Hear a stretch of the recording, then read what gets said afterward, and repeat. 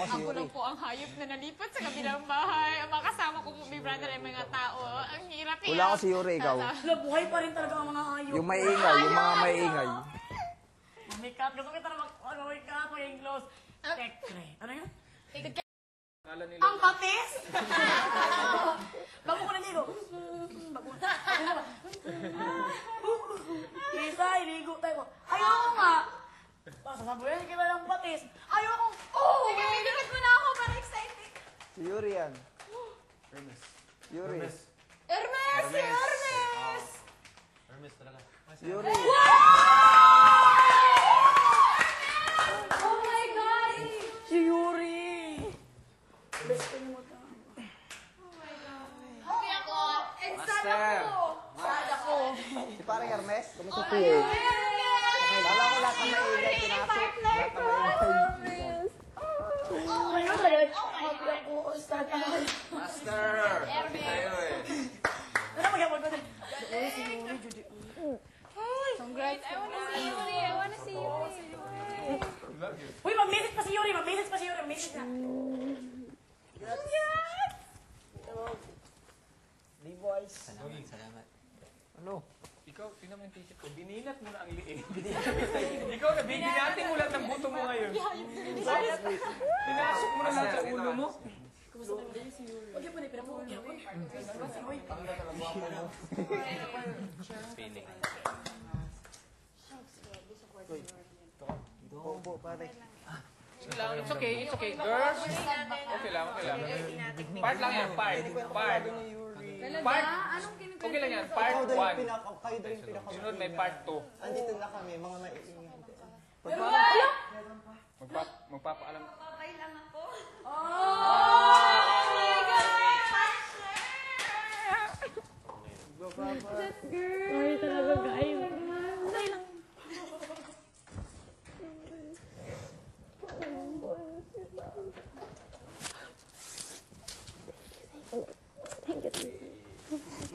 Huwag ka na mag-SSB sa labas, ha? Sa Colombo niya. Love you, guys. Namiss ko talaga kayo.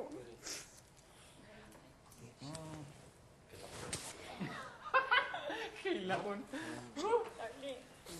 Yuri, malandi pa rin ang suot mo. Ay, isip. Pinigyan nila ako ng malanding damit, oy. Sayang, di kita na-meet. Visit ka! Kahapon kayo, naghiya tayo. Tinakot niyo ako. Yung tuhod ko sumakit. Kami ba yun? Ewan sa inyo. See you outside, ha? I'll see you outside, guys. May bora natin. I'll see you outside. Wala na lang, wag akong batuhin ng kamatis. Kinain na tinatakot niyo ako, oy. Nice meeting you. Stay strong. I will, darling.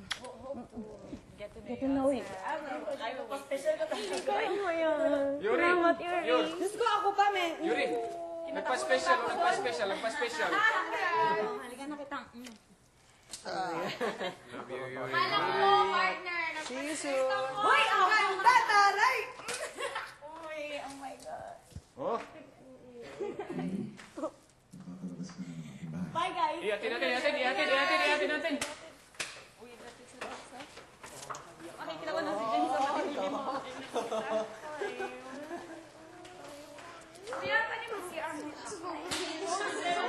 So ako, sabat na to. Sabi di wan. Day, wag yung kakaibang. Double up. Si Yuri nga ang pinili ng taong bayan na ma-evict sa gabi nito. Pero mga pamilya, ipapaalam rin namin sa inyo ang complete percentage breakdown of votes to evict sa naganap na botohan. Sa number 1 ay si Yuri with a total percentage of votes na 26.52%.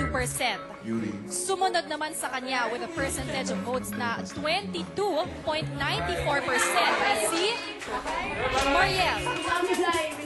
Ikatlo sa listahan with a percentage of votes na 17.25 ay si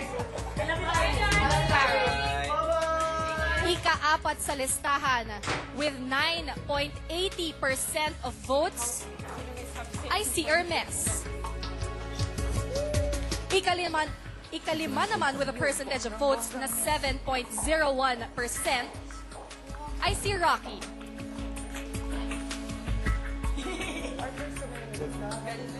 Okay, kung mapapansin niyo po mga kapamilya, kasama po si Carol sa top 3 na gustong palabasin ng taong bayan. Pero kung matatandaan natin, sa tuwing magkakaroon po ng botohan para kay Carol, siya po ay isa sa nangunguna na mataas ang boto, hindi ba? Yes, at mukhang dahil dyan, parang mixed feelings ang taong bayan dito kay housemate Carol. Pero ano naman kaya ang mararamdaman ng taga-suporta ng next batch of housemates natin? Ipapagpatuloy natin ang percentage of votes. Number 6, with 4.67% of votes, I see Sam.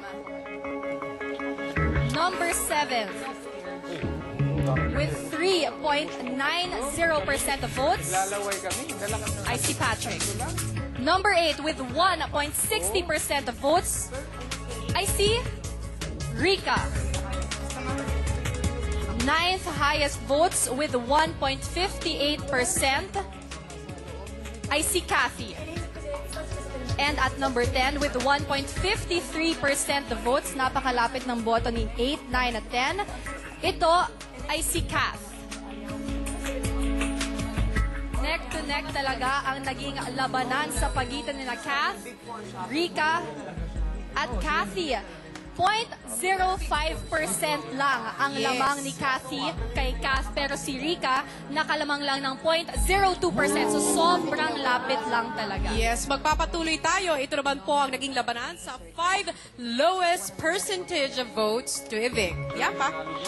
Sa number 11, ang nakakuha ng 1.08% of votes, I see Melissa. Sa number 12, nakakuha ng 0.74% of votes, ay si Tibo. Sa number 13, na nakuha ng 0.60% of votes, ay si Jason. Sa number 14, ang nakakuha ng 0.46% of votes, ay si Paul J. Yes, mga kapamilya, ang nakakuha ng pinakamababang votes to evict with 0.32% ay si Johan.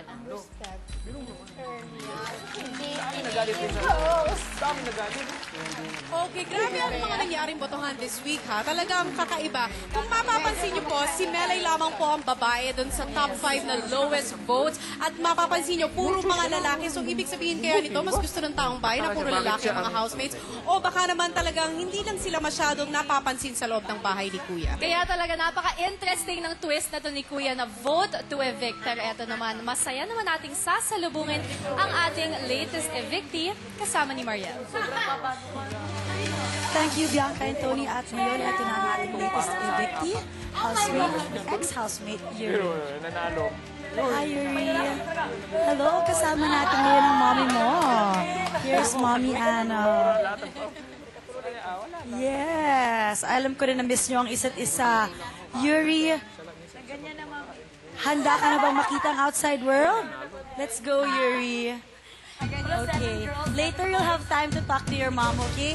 Now, Tony and Bianca are waiting for you. Let's go, Yuri. Mga kapamilya, please welcome ex-housemate Yuri. Let's go! Ang multilingual hottie ng Japan. Welcome back to the outside world.